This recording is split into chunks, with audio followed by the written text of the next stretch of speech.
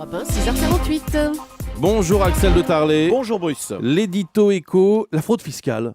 La fraude fiscale représenterait, tenez-vous bien, près de 80 milliards d'euros. Le chiffre est énorme.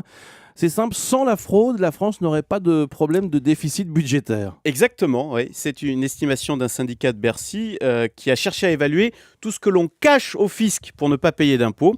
Eh bien, selon cette étude, la fraude coûterait ainsi entre 60 et 80 milliards d'euros par an. Et ce chiffre, effectivement, on peut le comparer au déficit budgétaire de la France, qui était l'an dernier de 87 milliards d'euros. Donc oui, sans fraude, il n'y aurait plus de déficit en France. Qui fraude? Est-ce que vous avez des noms? Alors, Les particuliers, les entreprises? essentiellement les entreprises. Ouais. Il y a d'abord tout le travail au noir, on va te donner des noms, notamment dans le BTP, dans la restauration. Ouais.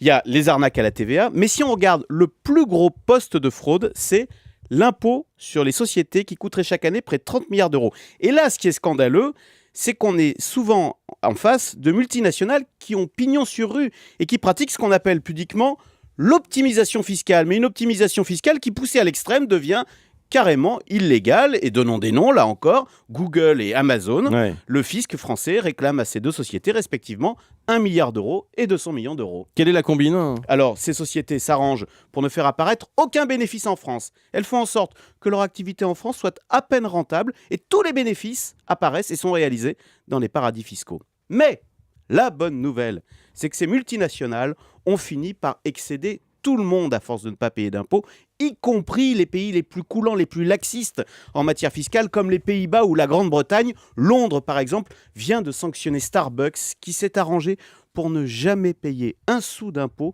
depuis son arrivée en Angleterre il y a 9 ans. Et donc, c'est la bonne nouvelle, les choses devraient maintenant changer, car toutes les capitales en ont assez de ces pratiques scandaleuses d'évasion fiscale. Merci beaucoup Axel de Tarlet.